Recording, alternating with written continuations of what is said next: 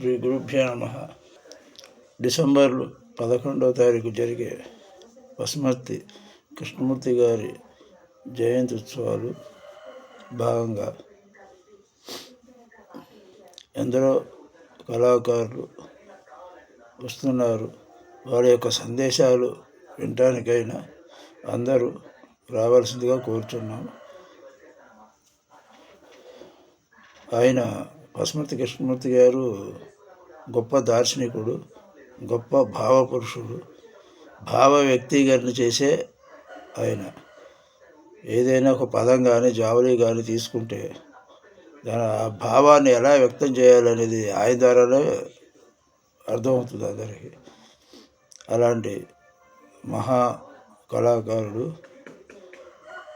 అలాగే సినీ పరిశ్రమలో ఒక వెలుగొందినాడు. చాలా గొప్ప వ్యక్తి. ఆయన గురించి చెప్పాలంటే పెద్దవాళ్ళ నుంచి తెలుసుకోవాల్సిందే, కానీ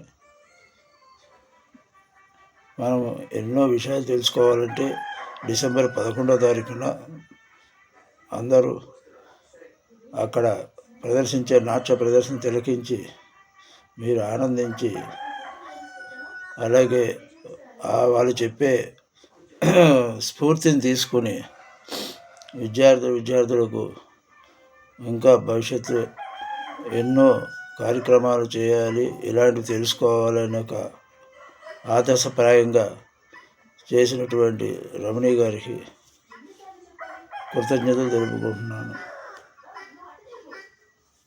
ఆయన ఒక జావళి, అలాగే పదం ఎక్కువగా కూచిపూడి వచ్చినప్పుడు డెమాన్స్ట్రేషన్ చేసేవాళ్ళు. ఎక్కువగా చేసినప్పుడు ఆడవాళ్ళు ఎలా భావ వ్యక్తం చేస్తారో సత్యభామ కానీ గొల్లభామ కానీ, అలాగే పదాలు అభినయించడంలో కానీ ఎన్నో మెలకువలు చెప్పేవాళ్ళు.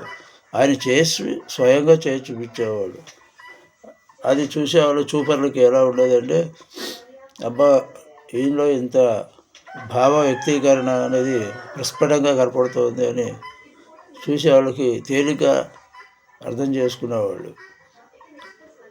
ఆయన అందరికీ ఆదర్శ పురుషుడు. ఆయన మంచి వ్యక్తి, మంచి స్వభావం గలవాడు. అలాగే ఎంతోమంది కళాకారులు కూడా తీర్చిదిద్దారు. అప్పట్లో రాజమండ్రిలో జయప్రద గారికి, అలాగే భానుప్రియ గారికి, వీళ్ళందరికీ ఆయన గురువు. అలాగే కూచిపూడిలో రాధశ్యామ్ గారికి, పశుమర్తి శ్రీనివాస శర్మ గారికి, పశుమర్తి శేషబాబు గారికి, వీళ్ళందరూ, అలాగే పశుమర్తి విఠల సారు, ఆయన ఢిల్లీలో ఉంటారు. ఆయనకు కూడా ఈయన ఎన్నో మెలకువలు నేర్పించిన వ్యక్తి మాట ఆయన. వాళ్ళకి ఎన్నో విషయాలు తెలుసుకోవాలని ఆయన దగ్గరికి వెళ్ళి ఆయన దగ్గర మెలకువలు నేర్చుకున్నారు కొన్నాళ్ళు. అది నాకు తెలుసు, నేను చిన్నప్పుడు చూశాను, స్వయంగా చూశాను కాబట్టి చెప్తున్నాను.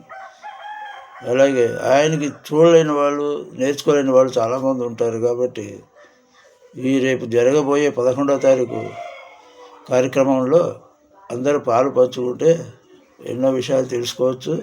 మనం ఇంకా విజ్ఞానం ఎంతో సంపాదించుకోవచ్చు. నలుగురికి బోధించడానికి ఈజీ మార్గాన్ని వెతుక్కోవచ్చు. కాబట్టి అందరూ దయ ఉంచి ఈ 11వ తారీఖు, ఈ డిసెంబర్ 11వ తారీఖు హైదరాబాదు భారతీయ విద్యాభవన్లో పాల్గొనవలసిందిగా కోరుచున్నాం. ఇంకో ఎన్నో విషయాలు ఉంటాయి చెప్పదలసినవి, అవన్నీ ఈ సమయంలో చెప్పలేము. మీరు స్వయంగా వచ్చి పాల్గొంటేనే తెలుసుకోవచ్చు. జై హింద్.